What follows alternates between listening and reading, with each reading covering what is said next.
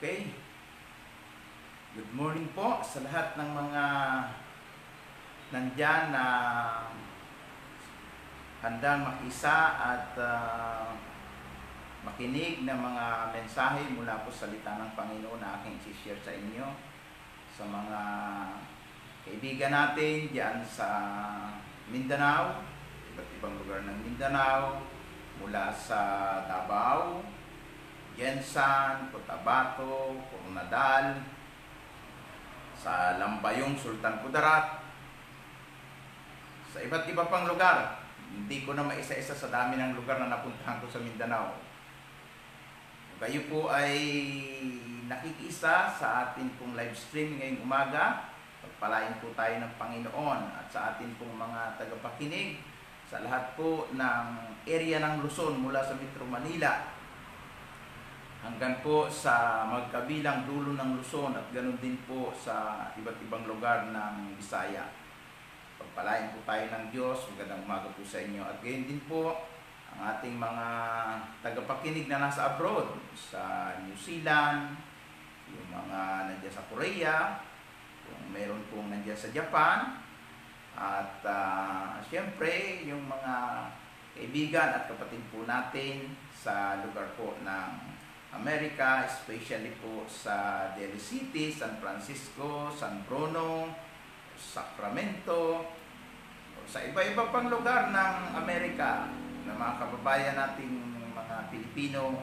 Magandang umaga po sa inyo o magandang araw po sa inyo kasi umaga dito, sa kanila sa Amerika ay paggabi. Magkaiba ang oras po. Saan man kayong lugar na naroon ngayon, anumang oras dyan, sa inyong kinalalagyan, ako'y bumabati sa inyo ng pinagpalang araw at samahan niyo ako sa ating live streaming ngayong umaga sapagkat maganda po ang ating pag-uusapan. Ito naman po ay patungkol po sa lockdown na nangyari po sa buhay ni Jose o tinawag natin Joseph sa kasaysayan ng Biblia. Ito po yung pag-uusapan natin ngayon. So bago po ang lahat, gusto ko pong basahin muna po natin ang ating scripture at mamaya po tayo po ay manalangin. Hallelujah. Glory to God.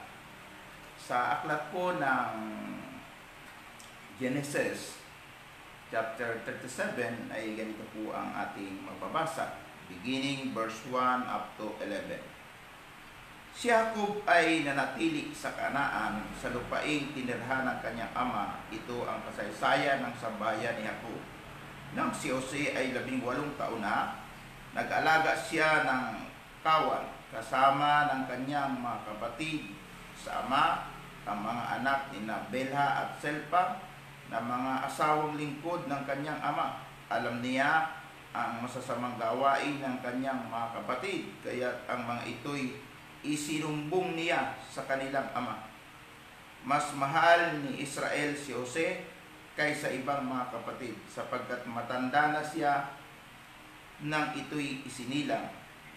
Iginawa niya ito ng damit na mahaba at may manggas nang mahalata ng kanyang mga kapatid ni Jose na mas mahal siya ng kanyang ama. Kinamuhian siya ng mga ito at ayaw siyang pakisamahang mabuti. Verse 5. Minsan na naginip si Jose at lalong namuhi ang mga kapatid niya nang ito ay ikwento niya sa kanila. Sabi ni Jose, napanaginipan ko na tayo ay nasa bukid at nagbibigkis ng trigo. Tumayo ang aking binigkis at yumukod sa paligid nito ang inyong mga binigkis. Anong ibig mong sabihin? Maghahari ka sa amin? Tanong nila.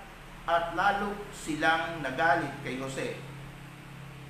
Na naginip muli si Jose at isinalaysay sa kanyang mga kapatid ang ganito. Nakita ko sa aking panaginip na ang araw, ang buwan at 11 bituin ay yumuko sa aking harapan. Sinabi rin niya ito sa kanyang ama. Ito'y nagalit din sa kanya. Anong ibig mong sabihin? Tanong ng ama. Kami ng iyong ina't mga kapatid ay yuyukod sa harapan mo. inggit na inggit kay Jose ang kanyang mga kapatid. Inisip-isip niya namang mabuti ng kanyang ama ang mga bagay na ito. Pinagpala ang salita ng Diyos na ating pong binasa. Purihin ang Panginoon. Hallelujah. Glory to Christ Jesus. Tayo po muna ay manalangin.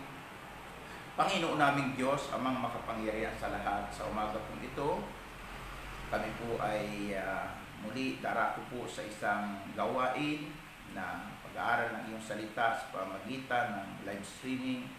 Dalayan ko, Panginoon, ang bukas na puso at isipan ay igawad po ninyo sa lahat ng mga nakikiisa at sumusubaybay sa aking isinasagawang live streaming tuwing umaga. Pagpalain niyo po ang bawat sa amin, lalo ng iyong lingkod. Kayo po ang magbigay ng wisdom, knowledge, power, anointing, Lord, para ma-bless ang lahat ng mga nakikiisa sa gawain ito.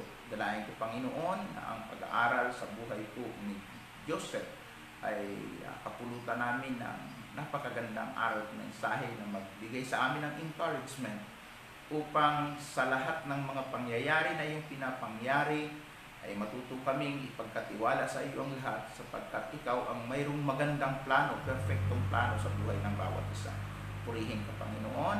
Pagpalain niyo po ang lahat ng aking mga tagapakinig ngayong umaga. Pagpalain niyo ang bawat isa sa amin. Purihin ka, O Diyos, sa iyo at ikaw na karangalan ngayon at magpakailanman sa pangalan po ni Jesus po kung aming dalangin. Amen.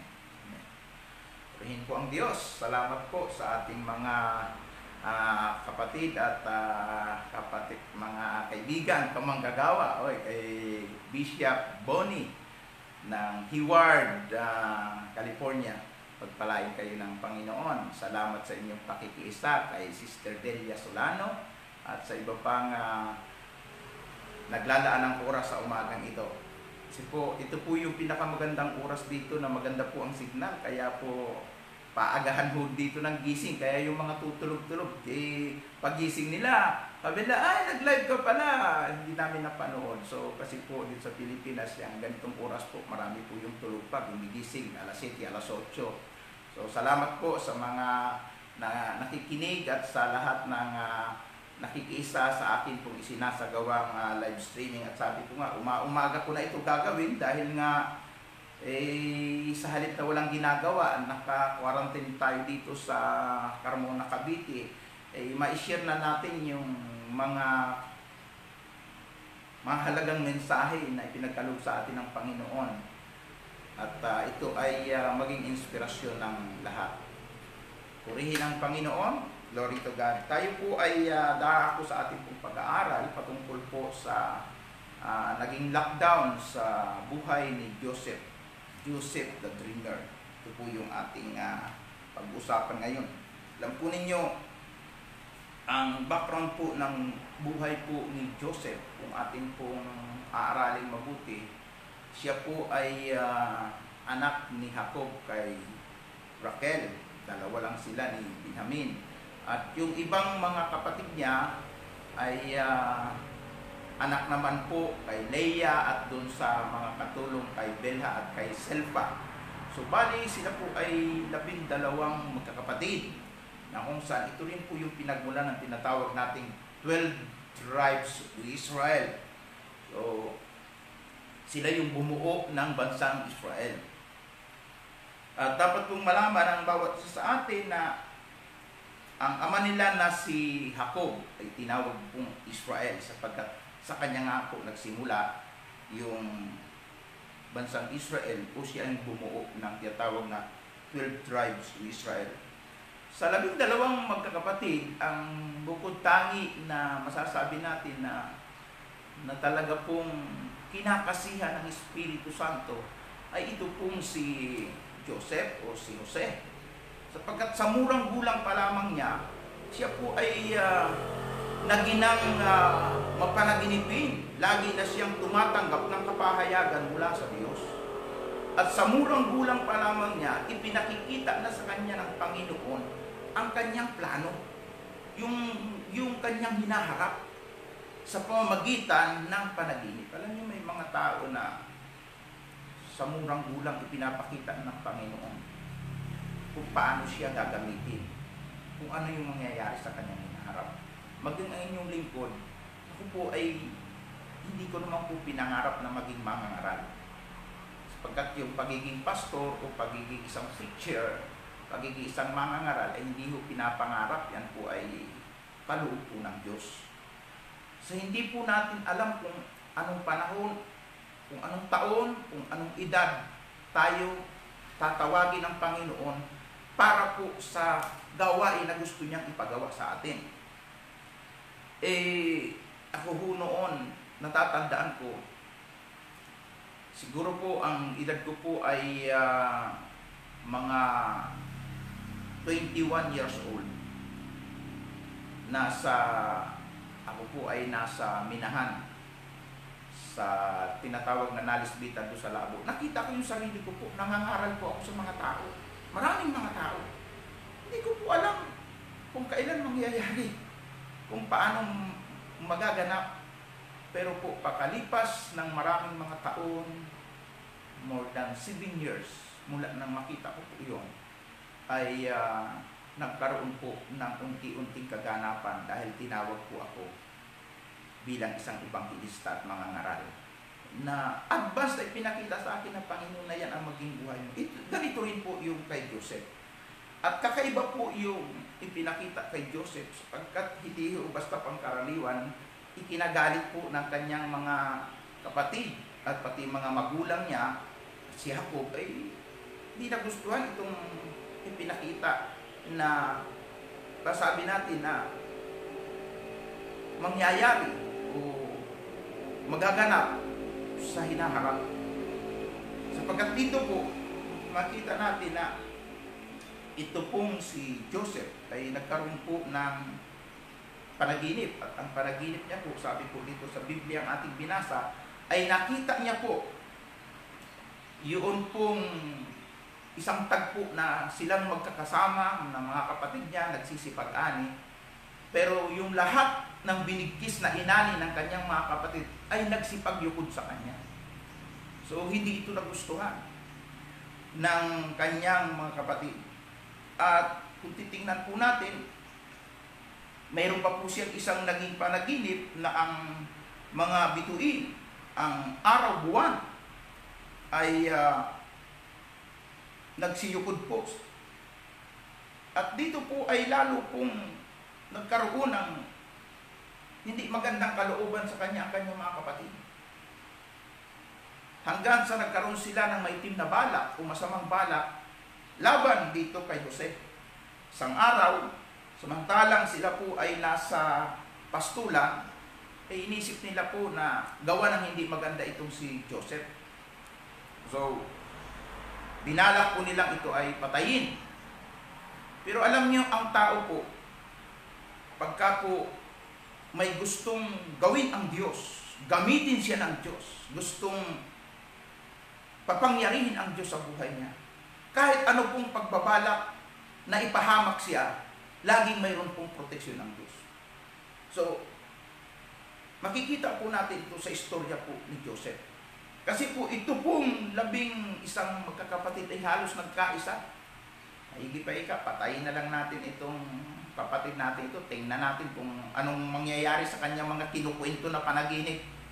Kaya nung nandun sila sa pastulan, ay huling dumating yung kapatid para maghatid sa kanila ng pagkain. So ang ginawa ay siya ay pinagkaisahan, tinanggalan ng damit. At ang sabi naman ng isang kapatid, huwag natin saktan yan. Mas mabuti pa ihulog natin sa balon. So, pero mayroong ginagamit para protektahan. Doon sa 11 may nagbabagong isip, huwag natin patayin, huwag natin saktan. Ihulog na lang natin sa balon. At nung maihulog na sa balon, ay nakatanaw ng mga dumaraang Ismailita. Ay, pagkapirahan na lang natin yan. Ibenta na lang natin. Abay, nagkasundo yung mga kapatid. Kinuha sa balon si Jose at pagkatapos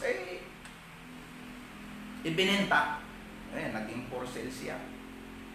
So, gusto kong ipakita sa inyo yung buhay po ni Jose. Una po, Si Jose po ay mayroong tinatawag na vision from God. Pag ang tao po may pangitain mula sa Diyos, minsan po, nandun po yung plano ng dyablo na siya po ay patayin, sirain. Pero, makikita po natin, walang tao na pwedeng sumira ng plano ng Diyos. Sa buhay mo at sa buhay ko, pag nakaprograma sa Diyos na ikaw'y gagamitin, kahit ano pang gawin ng dyablo na pagsira, hindi yun mangyayari. Kahit na planuhin ng dyablo, ikaw ay patayin, hindi yun mangyayari. Kasi higit na makapangyarihan yung Diyos na nagplano sa buhay natin. Ganun po yung makikita natin sa buhay ni Joseph. So, gusto ng mga kapatid siya ay patayin, pero mayroong nagpupuswag. Tinapon sa balon. Nung nasa balon na, ay pagkapirahan na lang natin, ibinenta. So, nung siya po ay nabenta, alam po ninyo, nung unang panahon po ay puso po yung ipinagbibili ang tao. Ngayon po, bawal na po yun. Nung unang panahon, pwede mong ipagbili yung tao. So, sa madalit salita po ay nabenta po ng mga kapatid ang kanilang kapatid. Ito pong si Jose. At makita po natin na dinala siya ng nakabili ng mga Ismailita doon sa Ehipto. At doon naman sa Ehipto, bininta naman ng Ismailita. Ito pong si Jose.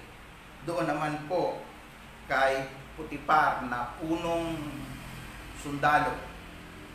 Sabihin natin isang general ng Egypt. At si Jose po ay naging alipin ni Putipar. So, makikita po natin na iba ang kaparaanan ng Diyos kapag po tayo po ay gagamitin.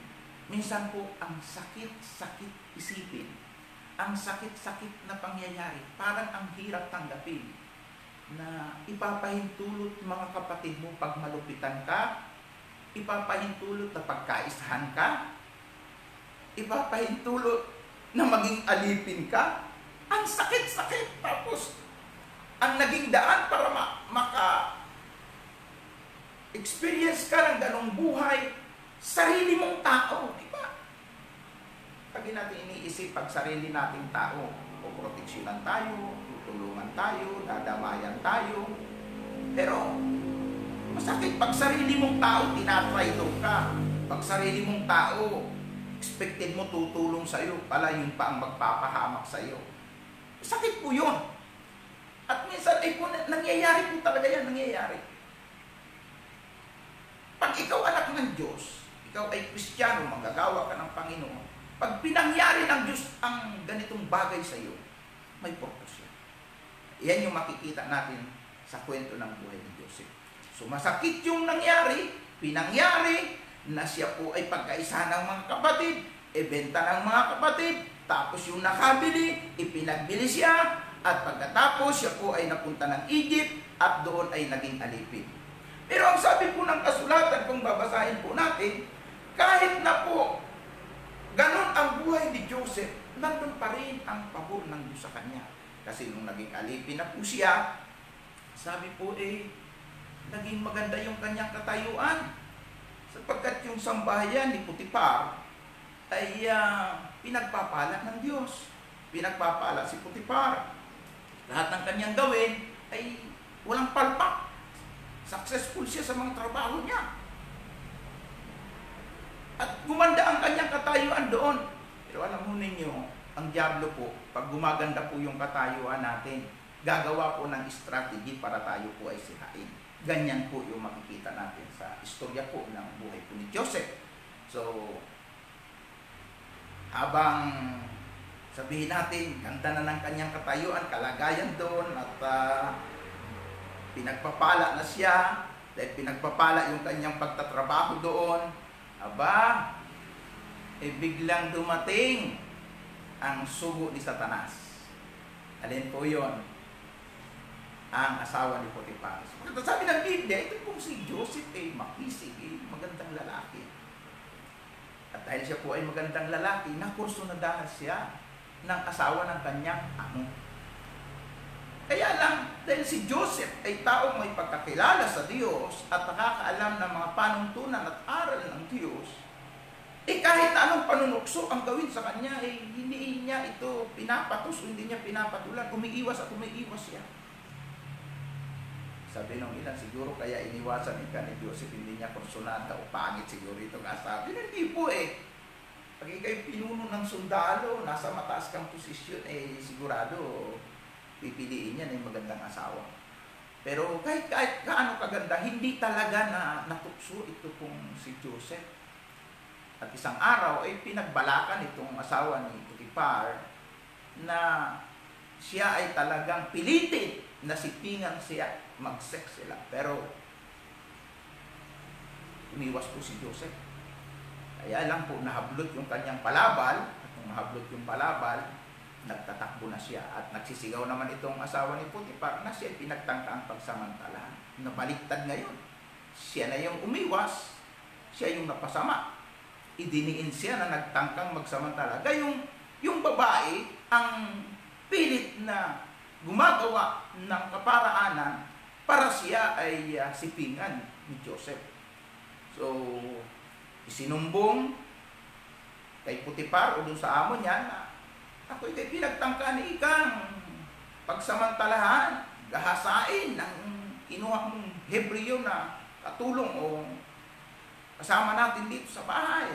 At nagalit ang kanyang amo sa sinabi ng kanyang asawa. At babasahin natin ang pagkakasunod-sunod ng kwento, siya po ay ipinakulong. Alam po ninyo, pangyayaring ito, masakit po ito Ikaw na nga yung umiwas, ikaw pa yung napasama. Pero kahit ganun ang pangyayari, hindi niya sinisi at kinwestiyon ang Diyos at sinabi, Lord naman, wala naman akong kasalanan. Bakit kailangan magkaganito yung buhay ko? Bakit kailangan makulong ako? Pambihira naman. Isa sa magandang katangian ni Joseph, hindi siya nagrereklamo.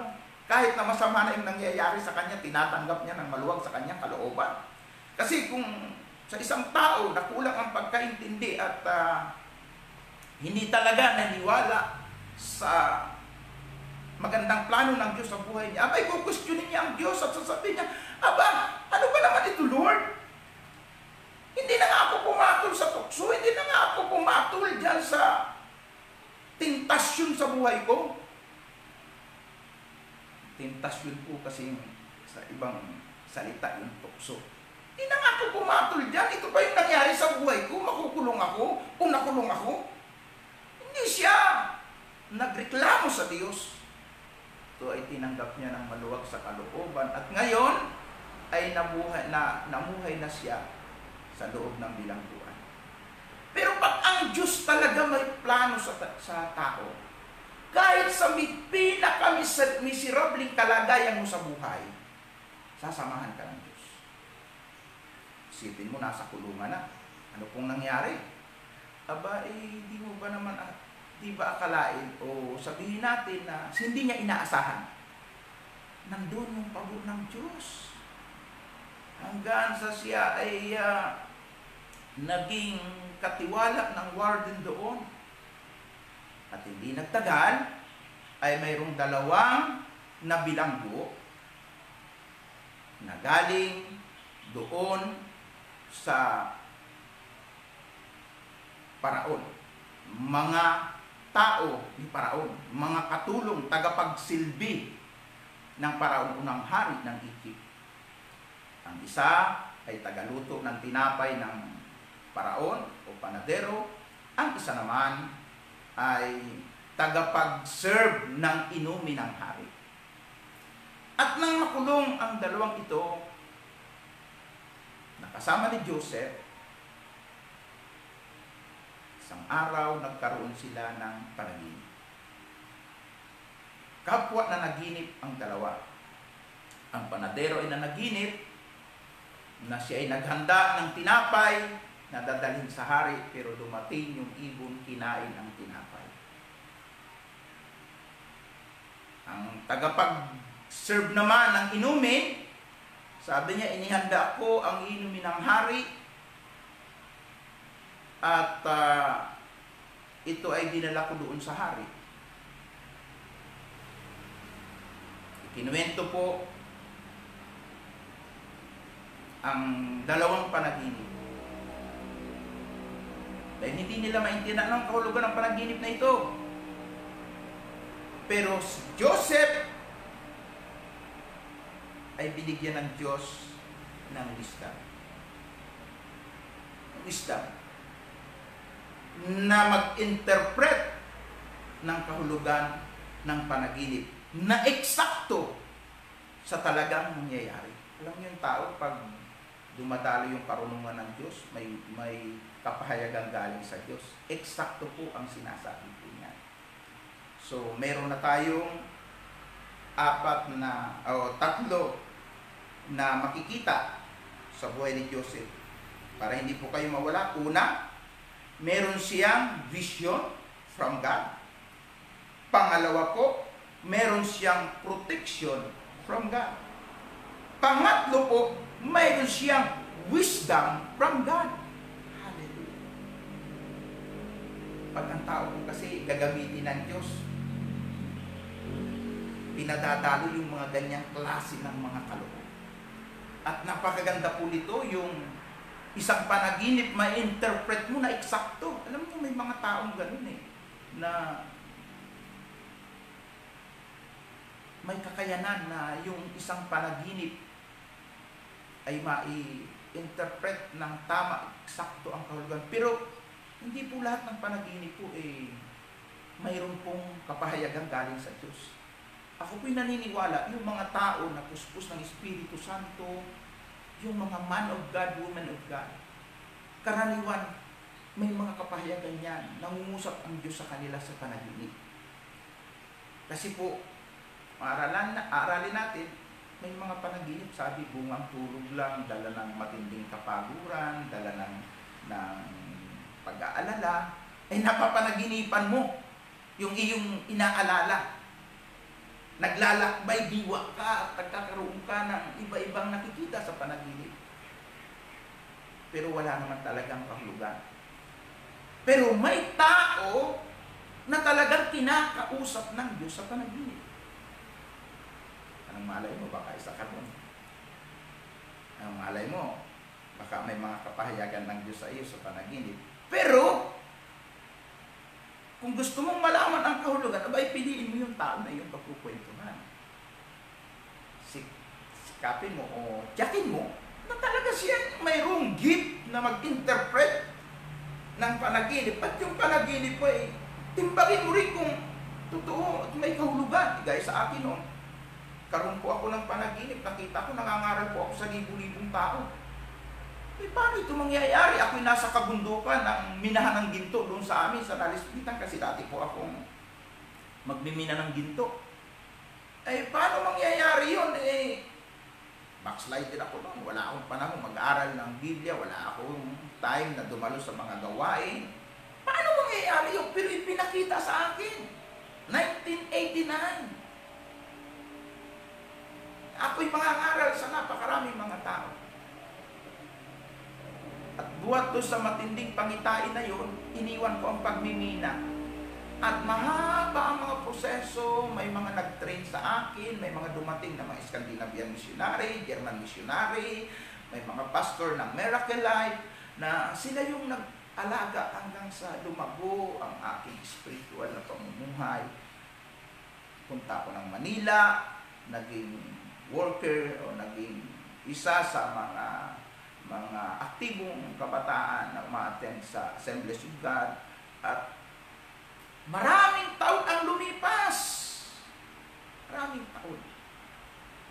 At nagkaroon ng kaganapan. Yung nakita ko na ako'y mangangaral sa libu-libong tao, 1996, yan po ay sa Araneta Coliseum, nung ako po ay naimbitahan na ng charismatic group nila Father R.T. Biriba na mag-preach sa Araneta Coliseum na napakaraming tao. Nung ako po ay nag-preach na sa Quezon City Memorial Circle, na libo na yung tao. So, natupad. Pero ilang taon ang lumipas. So may mga pangyayari sa buhay natin na matagal bago po magkaroon ng kaganapan yung ipinakita ng Panginoon. So ito po, magpatuloy po tayo sa pag-aaral po sa buhay ni Jose. Pero wag po ninyong kalilimutan ang ating mga puntos na binibigyan doon. Una po, meron si Joseph, vision from God. Pangalawa po, meron po siyang protection from God. Pangatlo po, mayroon siyang wisdom from God. At yung wisdom na yun binigay sa kanya ng Panginoon na mag-interpret ng panaginip ang magdadala sa kanya para yung perfectong plano ng Diyos sa paggamit sa buhay niya magkaroon ng katuparan. Kinuwento ng dalawang kasama niya sa bilangguan ang kanyang panaginip. At in-interpret ito, pinaliwanag ito ni Joseph o ni Jose. At sinabi sa unang binigyan niya ng interpretasyon ay ang tagapag-serve ng inumin. Sabi niya, lipas ang 3 araw, ikaw ay babalik sa iyong tungkulin, magsiserve ka uli sa hari o sa paraon. At sinabi naman doon sa isa, pero ikaw, pakalipas ang 3 araw, ipatatawag ka ng hari at papupugutan ka ng ulo. Ikaw ay mamamatay. At ang lahat ng sinabi ni Joseph, dahil sa wisdom na binigay ng Diyos at kakayanang mag-interpret ng panaginip, ay natupad. At nung matupad na po ito, yung tagapaglingkod sa hari na nagsiserve ng inumin ang ginamit para po si Joseph makarating doon sa harap ng hari. Ano naman po ang sunod na nangyari? Paano yung nangyari? Ito po, hindi nagtagal, ang hari naman ngayon po ang paraon ang nanaginip. Ayan, kung iisa-isahin po natin ang istorya, masyado pong mahaba kung magbasa tayo ng magbasa ng pagkakasunod-sunod. So, istorya ko na lang sa inyo. Pagkatapos, reviewin nyo na lang. Basahin mo mula sa 37, Genesis 37, 38, hanggang 41. Basahin po ninyo na. Basahin po ninyo. Lahat ng ini-istorya ko, makikita po ninyo eksakto po. Yan. So, ang hari naman po ang nagkaroon ng panaginip. At ang panaginip po ng hari, wala kung sino mang pwedeng magpaliwanag. Ano po yung panaginip?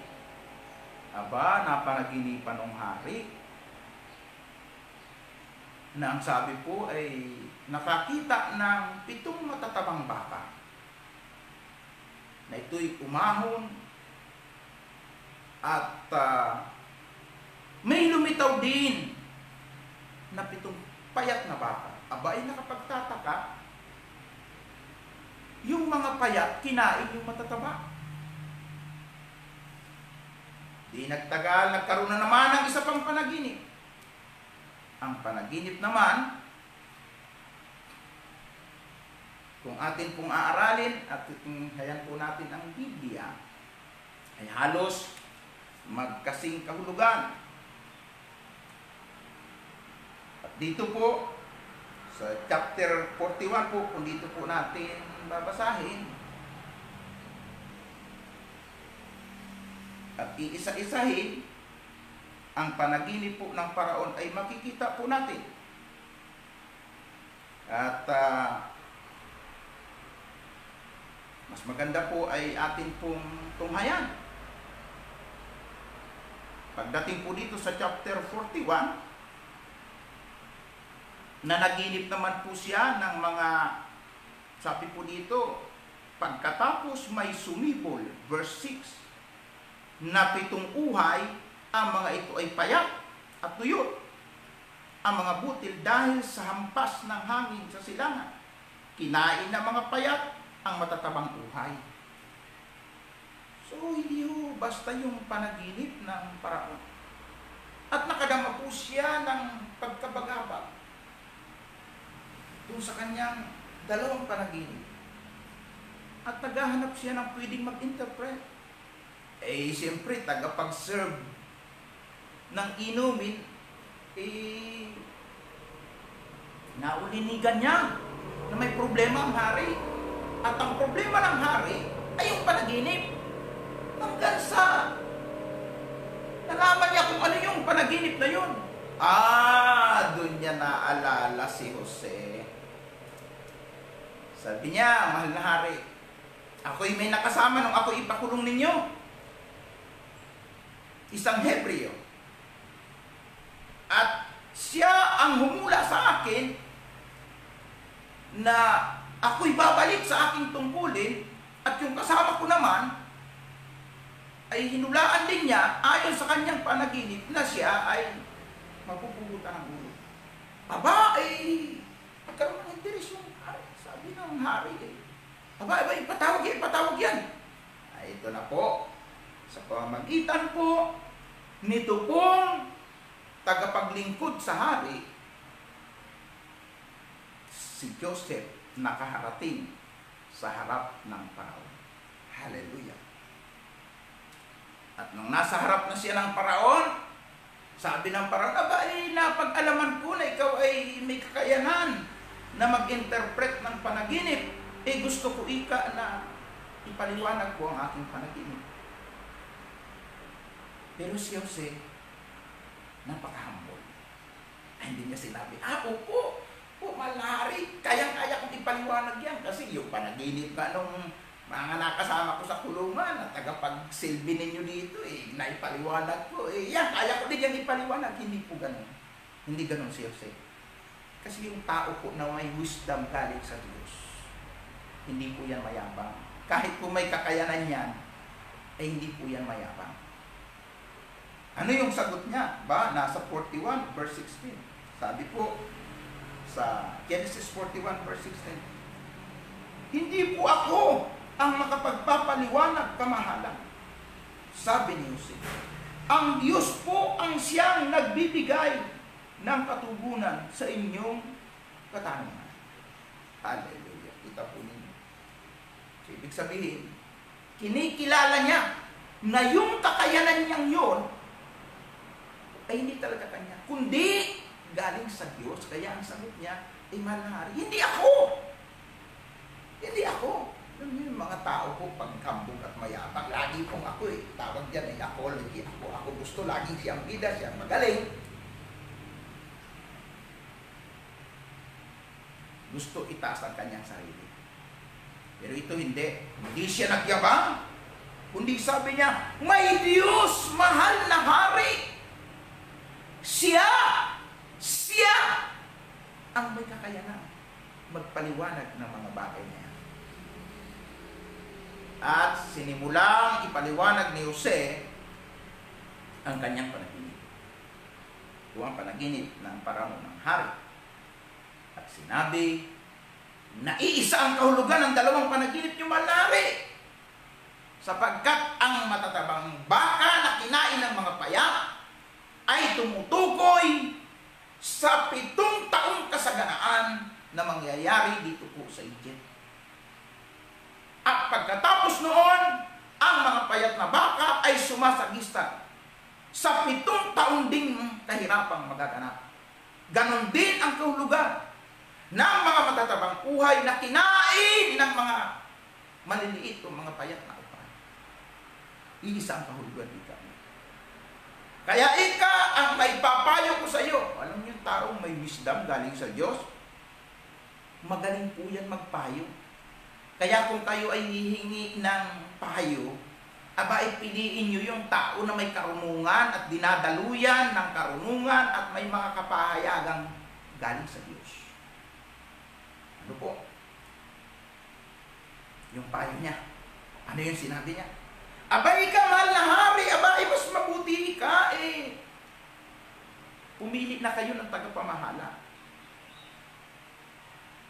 Dito sa darating na taon ng kasaganaan, siya ang mamamahala upang pangasiwaan ang lahat ng mga blessing o mga harvest para ihanda ito pagdating ng taghirap na 7 taon. Alam mo ninyo, ang hari po ay natuwa, nagustuhan niya yung sinabi ng taong ito o ni Joseph. At yung lahat ng mga nandoon na mga tagapayo ng hari na nakapaligid sa hari, silang lahat ay nakiisa at sinabi nila, maganda yung payo niya. Yan ang gawin natin. Saan tayo kukuha? Siya yung pinagkalooban ng Diyos ng kakayanang magpaliwanag, siya yung may karunungan, siya na yung gawin natin tagapamahala. Ayun. Biglang na-promote si Joseph. Kaapi-apihan ang mga kapatid, pinagkaisahan ng mga kapatid, naging porcel, naging ex-convict, bilanggo. Ngayon bigla ipinromote na maging gobernador ng Ehipto at maging pangalawa sa hari ng Ehipto. O sige ka, Jose, o Joseph, ikaw ang aming pinipiling mamuno at ibibigay ko sa iyo ang aking singsing bilang tanda ng iyong otoridad na ikaw ay maging gobernador ng Egypt. Mula sa kadusta-dusta, kahamak-hamak na kalagay. Alam niyo yung mga tao pag nabilanggo, ex-con ka, hamak na ang tingin dyan eh. Ang tawag po dyan eh, mga neglected person na ng lipunan yan eh. So, mula sa pinakahamak na kalagayan, pinromote, naging gobernador, pangalawa sa hari ng Ehipto. Tanong, bakit kaya siya ang itinalaga ng Diyos at siya ang napili ng hari? Ayon din sa kaparaanan ng Diyos. Pero bago po yun, alalahanin natin. Na-lockdown muna si Joseph. Ayun, pasok tayo kayo sa lockdown. Kasi sabi ko, itong pagtuturo, pangangaral ko na gagawin, perming konektado po, related po sa lockdown. Na-lockdown siya ng matagal doon sa bilangguan. Nagtiis siya doon sa bilangguan.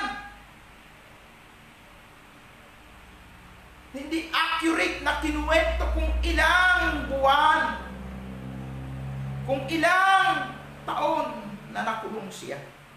Pero isang sigurado, na-lockdown siya sa loob ng bilangguan. Ang maganda kay Joseph, kahit na po nasa miserabling kalagayan siya, hindi siya nagrereklamo sa Diyos. Tinatanggap niya ng maluwag sa kanyang kalooban. At iyon ang magandang katangian ni Joseph na naging dahilan ba't siya po ay napromote. Kaya, pang-apat na puntos na gusto kong bigyan sa buhay ni Joseph. Si Joseph ay nagkaroon ng promotion from God. 4 na tayo. Para hindi kayo malito. Una, meron siyang vision from God. Pangalawa, mayroon siyang protection from God. Pang-apat, meron siyang wisdom from God. At pang-apat, meron siyang natanggap na promotion from God. Pero katulad ng binanggit ko, bago niya naranasan yon, napakapait ng kanyang karanasan. Minsan yung magandang plano ng Diyos bago mangyari sa tao, ang dami mong pagdadaanan. Masasakit na karanasan, mapapait na karanasan, malulungkot na karanasan, nakakaiyak na karanasan. Pero pag ito po ay tinanggap mo ng maluwag sa iyong kalooban, later on makikita mo, maganda pala ang plano ng Diyos. Maganda ang plano ng Diyos. bago naganap, pinakahuling mapait na karanasan niya, i-lockdown siya sa loob ng bilangguan. Na hindi siya malayang pumunta sa gusto niyang puntahan, hindi siya malayang gumawa sa gusto niyang gawin. Buhay bilanggo. Kailangan ma-experience niya ang buhay bilanggo. Alam po ninyo itong magkakasunod na lockdown na naranasan ko. Pumunta ako ng Palawan. Na-lockdown ako doon. Alas mag 50 days ako doon. Tinanggap ko po ng maluwag sa loob ko. Hindi ako nag-isip ng negative. Una, naisip ko yung sabi ng anak ko, mas mabuti pa nandiyan ka sa Palawan, walang virus dyan, safe ka. Pangalawa, talagang makakapag-minister ako doon. Hindi nga lang naging tuloy-tuloy. May mga napag-ministeran po ako kahit ako'y nandoon. At naka-lockdown.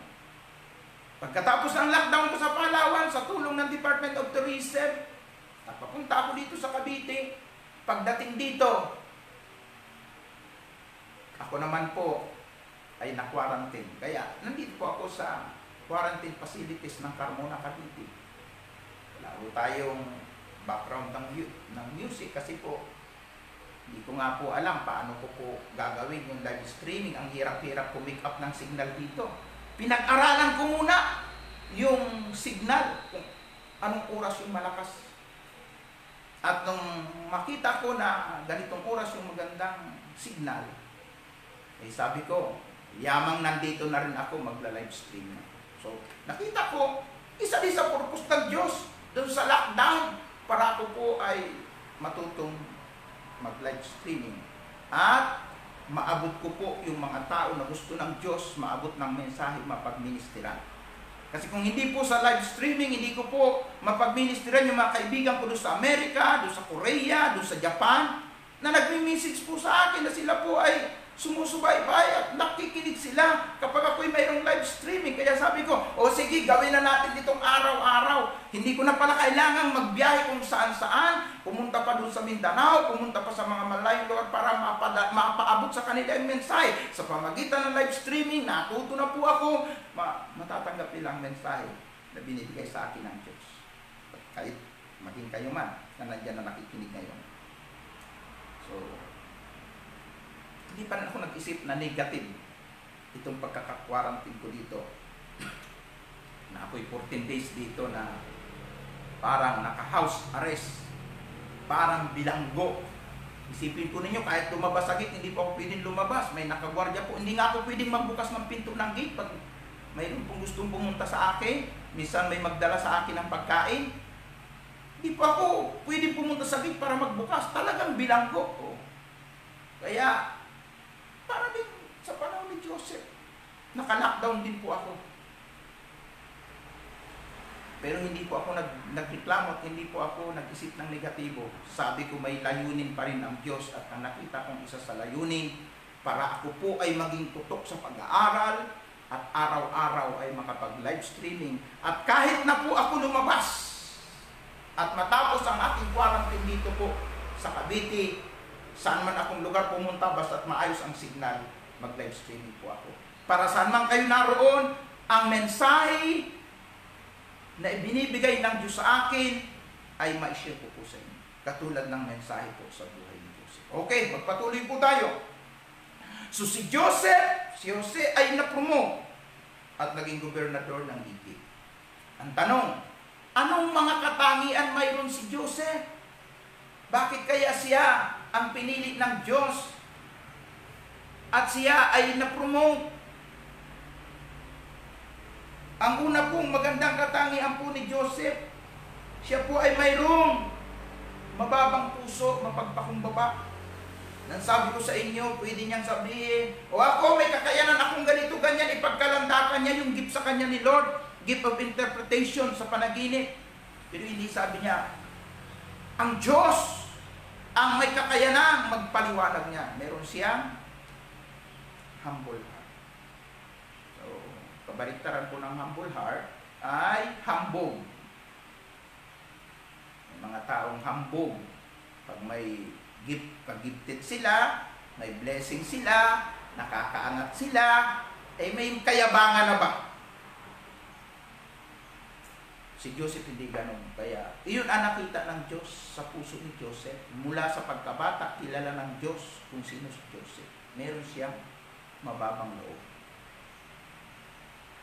Pangalawa po, na magandang katangian ni Joseph, hindi siya nagtatanim ng galit sa mga taong nang aapi ng argabyado o gumawa ng hindi maganda sa kanya.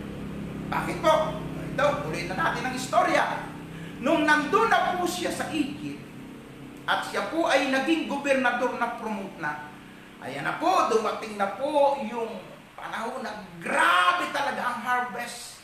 Grabe ang blessing sa Egypt. 7 taon na talagang successful ang lahat ng kanilang mga trabaho doon, mga business. Talagang nanaganap ang buong Egypto. At doon sa panahon yun, na napakasagana ng anihan, nakapag-imbak si Joseph ng napakaraming mga stock na pagkain. At dumating yung panahon, pakalipas ng 7 taon, ang propesya na ipinakita sa kanya ay nagkaroon po ng katuparan. Pagkatapos ng 7 taong kasaganaan, dumating na po yung panahon ng taghirap. At ito'y 7 taon na napakatinding kahirapan. Nawala na pong magandang harvest. Sabihin natin na siguro kung magsaka sila, wala nang naaani. Kung ano-ano pa mang mga rimalaso ang nangyayari sa kanilang mga business, at patuloy silang naghirap.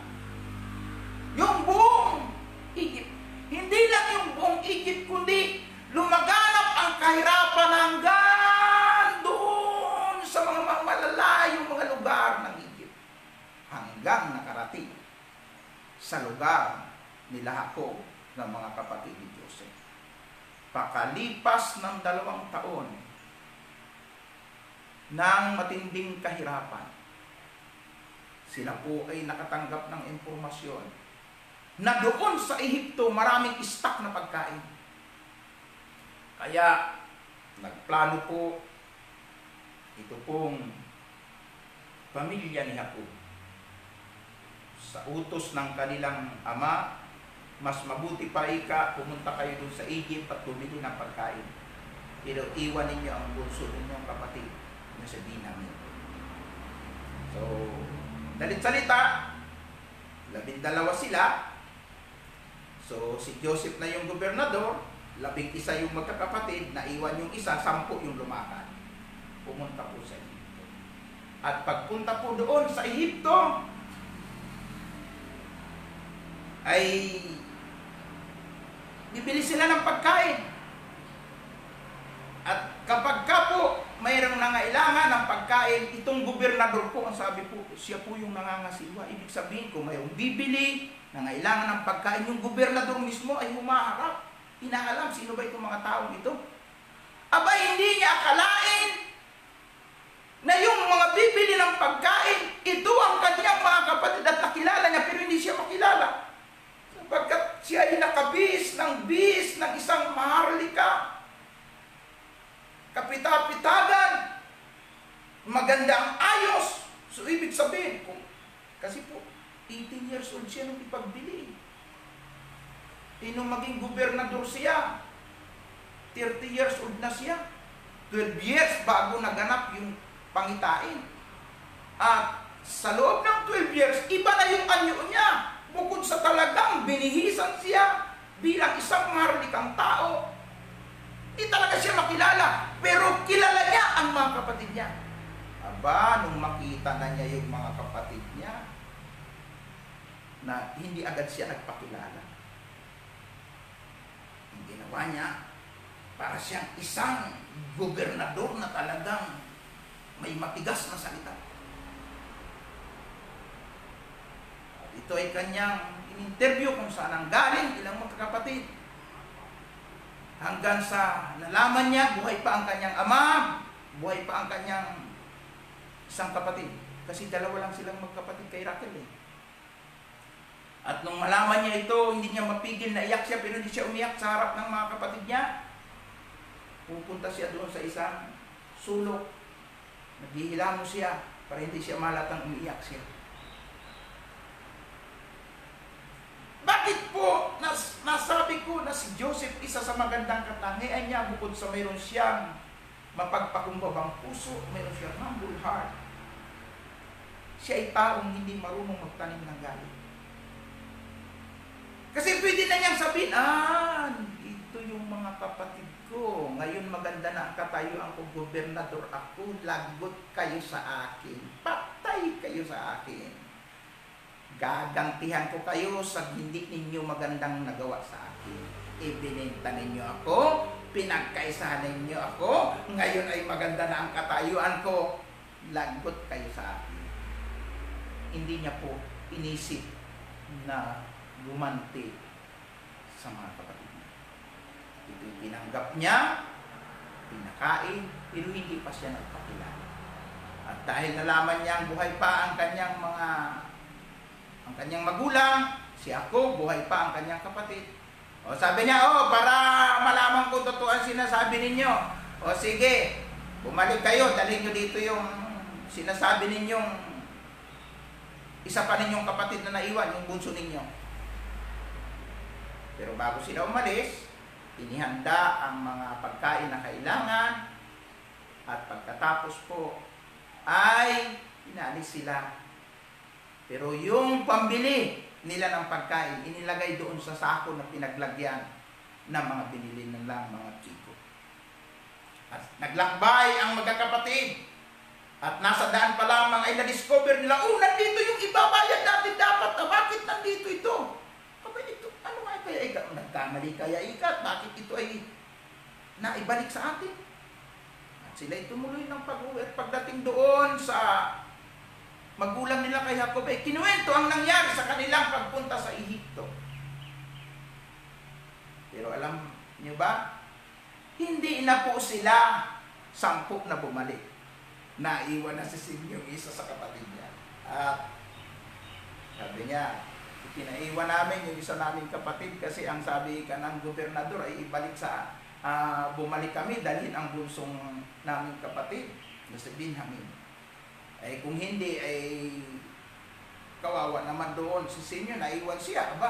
Alam mo ninyo hindi yung matanggap ni Jacob sapagkat napakalapit sa puso niya. Sabi niya, nawala na nga yung kapatid niya kasi inakala nila patay na yung kapatid dahil pinalabas ng mga kapatid at nilapa na ng hayop, wala na si Jose. So, si Benjamin na lang naiwan.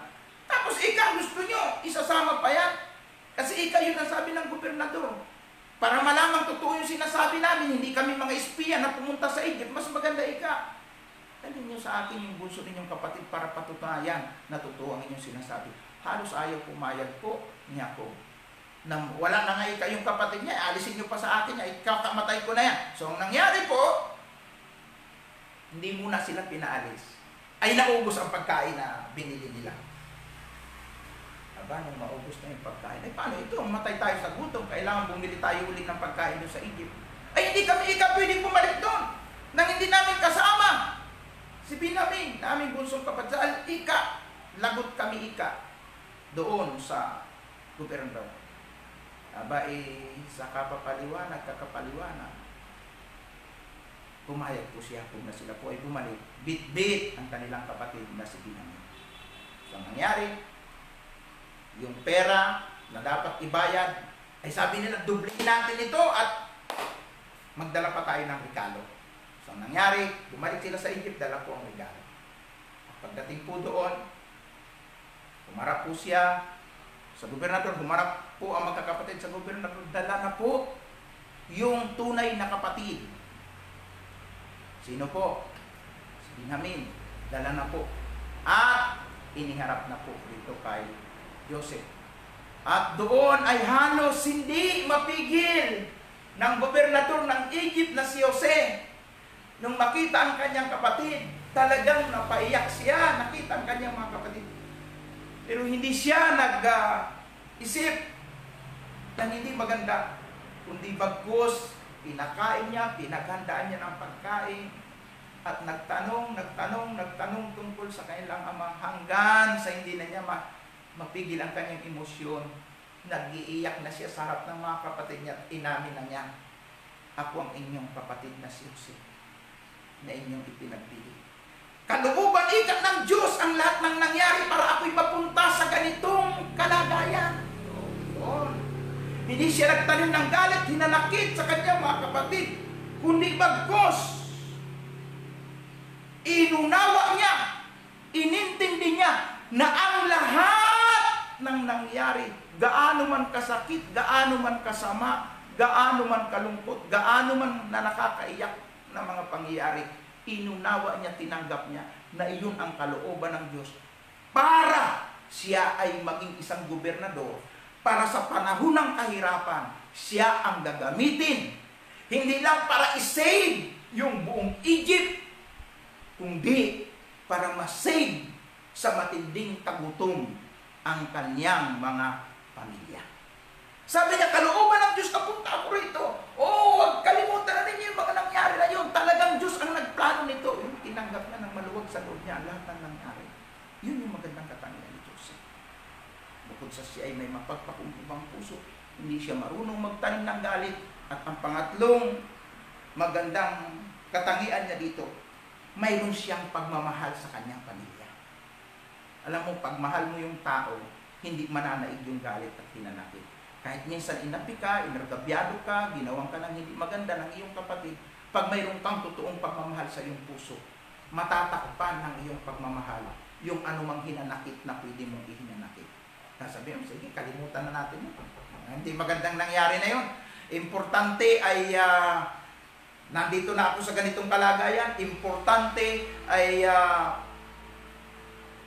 makakatulong ako sa inyo, mabibigyan ko kayo ng tulong sa kahirapang inyong nararanasan. Kaya nga, tinanggap niya ng maluwag sa kanyang kalooban. At nandun ang kanyang pagmamahal sa kanyang pamilya. At ito'y tinangkilik niya, pinakain niya, binigyan niya ng kailangan. At alam po yung sunod na ginawa. Ang sabi niya, bumalik kayo doon at kunin ninyo si tatay.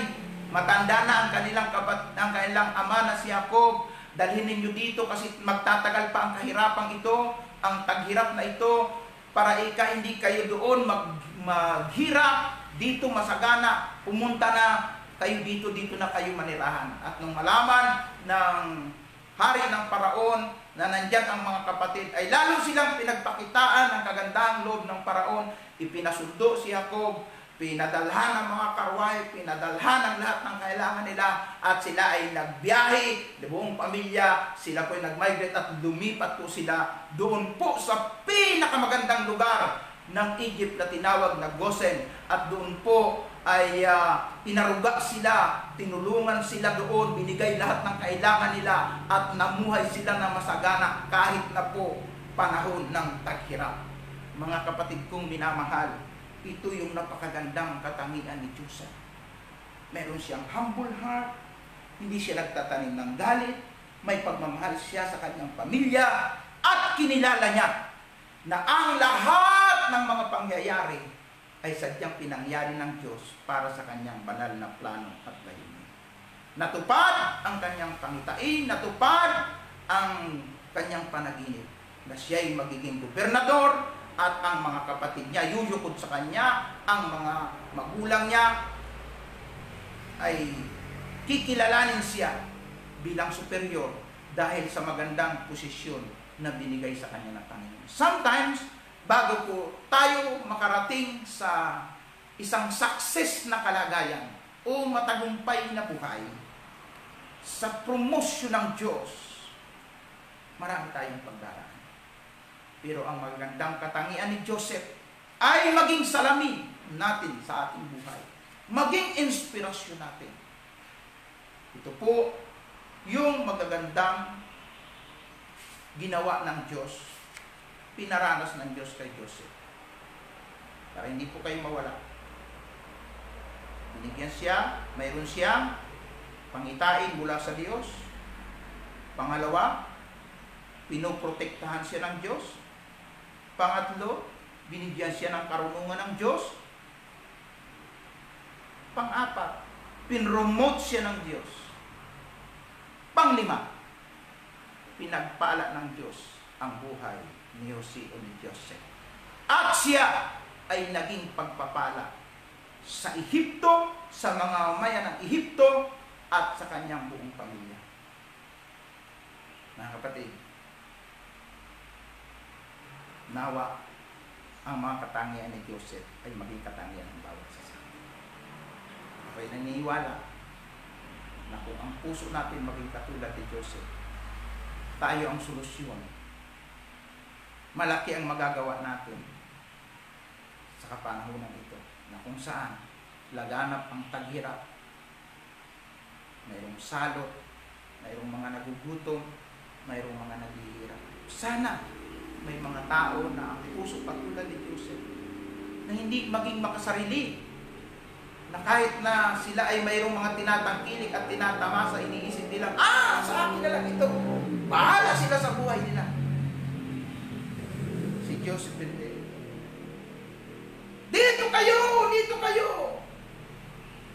Dito yung masagana. Gagawin ko ang lahat, suportahan ko kayo, tulungan ko kayo. Kasi matagal pa ang taghirap na ito. Ganda ng puso. Ito yung kailangan ng ating bayan ngayon, yung may pagmamahal sa pamilya, may pagmamahal sa kanyang mga kababayan, may pagmamahal sa kapwa. Hinahanap ng Diyos ang ganitong puso, lalo na sa panahon ng pandemic, sa panahon ng krisis. Pusong Joseph ang kailangan natin. Sa panahon na nagkaka-lockdown tayo na hindi natin alam kung hanggang kailan magtatagal. Puso na katulad ni Joseph ang kailangan. Pag-pray natin na ang mga tao na nasa magandang katayuan, may mga kakayanang tumulong, ay hipuin din ng Diyos para magkaroon ng pagmamalasakit sa mga taong wala nang makain at naghihikahos. Na tanggalin ng Diyos ang pagkamakasarili, tanggalin ng Diyos ang kaisipan na para lang sa sarili nila ang mga blessing na tinatanggap nila. Ma-realize nila na ang lahat ay nagmula sa Diyos. Maging ang abilidad at kakayanan nilang kumita, magkapera, yan ay hindi kanila. Bigay ng Diyos yan. Kaya dapat parangalan natin ang Diyos sa mga pagpapalang tinatanggap natin. Dapat pasayahin natin ang Diyos sa mga blessing na ibinibigay sa atin. I-share natin sa mga nangangailangan. Pagpalain kayo ng Diyos. Nawa magrema sa inyong puso ang mensahe ng kwento ng buhay ni Diyos. Tayo po ay manalangin.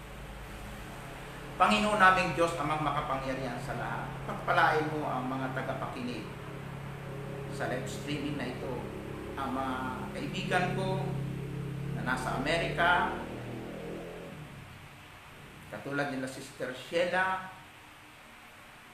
iba't iba pang mga kaibigan ko, sila Bishop Bonnie Ulalia sa Hayward, California, sila Sister Tess Borja sa Daly City, Family Christian Fellowship,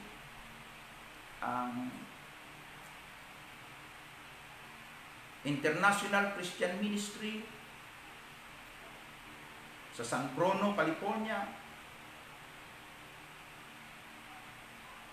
sila Sister Okoda sa Japan, Sister Eileen, sila Sister Melinda Ogora, ang iba't iba pang mga kapatiran na nandyan sa Kawasaki. Bless mo sila, Panginoon. Bless mo, Panginoon, ang mga nasa Ichihara na mga kapatiran sa Assemblies of God, sa pangunguna ni Pastora Merna Saino. Bless po ninyo, Panginoon, ang mga nakikinig sa Korea na mga kaibigan at kapatiran, kamanggagawa, maging ang mga kapatiran at mga kaibigan ko sa New Zealand. Pagpalain niyo sila. Patuloy nyo kaming ingatan sa gitna ng lumalaganap na virus at pandemic. Proteksyonan po ninyo, Panginoon, ang mga kapatid at kaibigan na nandoon sa iba't ibang bansa. Maging ang mga nasa Hong Kong, nasa China, sa iba pang mga lugar, sa iba pang panig ng mundo. Especially, Panginoon, ang aking mga kapatid at kaibigan dito sa Pilipinas. Lord, ano man ang mga pinagdadaanan naming hirap, paghihikahos at kawalan, sa iyo po namin ipinagkakatiwala ito. Naniniwala kami na ang mga anak mo, hindi mo iniiwan, hindi mo pinababayaan. Sa gitna ng paghihikahos at kahirapan, hipuin nyo ang mga tao na may kakayanang tumulong para yung mga wala, lalo na yung nasa kagipitan, wala nang makain, naubusan na ng pera dahil sa haba ng panahon ng lockdown, wala na pong income, may mga naniningil, patong-patong ang mga bayaran. Lord, touch po ninyo, Panginoon, yung mga tao na may kakayanan magbigay at tumulong para ang mga wala mapagkalooban, masuportahan, para lahat kami ay sama-samang lagpasan ang matinding krisis na ito. Nananalangin po ako na ang mga tao ay bigyan mo ng pusong katulad kay Joseph. Mayroong concern, malasakit sa kapwa. Mayroong pagmamahal sa kanyang mga relatives, pamilya. Mayroong puso na mapagpakumbaba. Mayroong puso na marunong umunawa ng sitwasyon. Lord, mahabag kayo sa aming minamahal na bansa. Mahabag po kayo sa buong mundo na labis na naapektuhan ng pandemic na ito. Yes, Lord. Extend mo ang iyong grasya sa mga tao. Yung mga biktima po ng coronavirus, huwag na pong madagdagan ang marami pang mga namamatay. Maghimala po kayo na sila po ay magsigaling at makalabas na sa mga hospital na kanilang kinalalagyan. Palisin niyo na po ang salot ng kamatayan na pumapatay sa pamagitan ng coronavirus. Maawa po kayo sa mga tao. Bigyan niyo sila ng pagkakataon na mabuhay at makapagbalik loob pa sa iyo, lalo na sila ng mga hindi nakakilala at hindi na nampalataya sa iyo. Panginoon, hindi lamang yung mga naapektuhan ng coronavirus, kundi yung lahat ng mga may sakit ngayon, lalo na yung mga nakikinig sa programa na ito na aking isinasagawa dito po sa live streaming. Minsan pa itinataas ko sa iyo, Panginoon, Sister Sheila sa kanyang prayer request, sa kanyang asawang si Miguel doon sa San Jose, California. Ngayon po ay nakatakda silang pumunta sa doktor dahil sa hindi magandang nangyayari sa isang mata ni Brother Miguel. Ano pa mang sakit mayroon siya, naniniwala ako kayo ang Diyos na hindi maikli ang kamay, na kahit saan naroon ang tao, kaya mong pagalingin. Yung iba pa pong mga may sakit na ngayon ay nakikinig, dinadalangin ko po, habagan po ninyo sila na sila po ay magkaroon ng kagalingan. Lord, hindi lamang sa sakit sa pisikal, kundi maging sa kanila sakit sa spiritual na aspeto ng buhay. Sila na hindi kumikilala sa iyo. Sila na hindi pa nagbabalik loob sa iyo. Habagan po ninyo ang sambayanang Pilipino na sila ay matutong magpakumbaba, kilalanin kanila ang lahat ng pangyayari, Lord, maintindihan nila na iyong pinapangyari dahil mayroon kang purpose. na gusto mo po kilalanin ka ng mga tao. Na sa iyo nagmula ang buhay, ikaw ang may kontrol ng lahat. At ano man ang aming tinatangkilik, ay huwag namin ipagmalaki at ipagyabang sapagkat ang lahat ng ito'y nanggaling sa iyo. Sa isang iglap ay pwede itong mawala. Masalamin nawa ng mga tao ang nangyari sa Italy. Na ang maraming mga mayayaman, tinamaan ng virus, ang mga naimpok nilang kayamanan, hindi nila napakinabangan. Kaya ang iba'y tinapon na lang sa kalsada ang kanilang mga pera. Lord, masalamin nawa namin na lahat ng aming tinatangkilik, ito po ay hindi namin pwedeng ipagmalaki. Sapagkat sa nangyaring ito, dapat namin maintindihan ang mensahe gusto mong iparating. Na kahit na kami maraming pera, kung sarado ang tindahan, hindi kami makabili dahil hindi kami pwedeng makalabas dahil naka-lockdown. Na kahit na anong ganda ng sasakyan na i-invest na aming mabili, hindi kami makabiyahe dahil naka-lockdown. Kahit anong ganda ng mga damit na aming suotin o dami ng mga magagandang damit na aming binili, hindi namin lahat masusuot. At kung suotin man namin yan, nasa bahay lang kami. Hindi rin namin magagamit. Maraming ipinundar ang tao na para sa mundo na lahat ng yan ay dapat ma-realize na kapag ipinahintulot ng Diyos ang ganitong sitwasyon, ang lockdown, ang pandemic, lahat ay walang value. Isa lang ang mahalaga sa iyo kaibigan, sa aking kaibigan, sa inyong lahat na naaabot ng live streaming na ito. Ang mahalaga, kilalanin natin ang Diyos na may akda ng sansinuko na pinagmula ng buhay at ng lahat ng bagay. Tulad ni Jose, kinilala niya lahat ng pangyayari ay ipinahintulot ng Diyos dahil sa kanyang mabuting purpose. Minsan, parang negatibo ang pananaw ng iba dito po sa lockdown. Pero hindi po.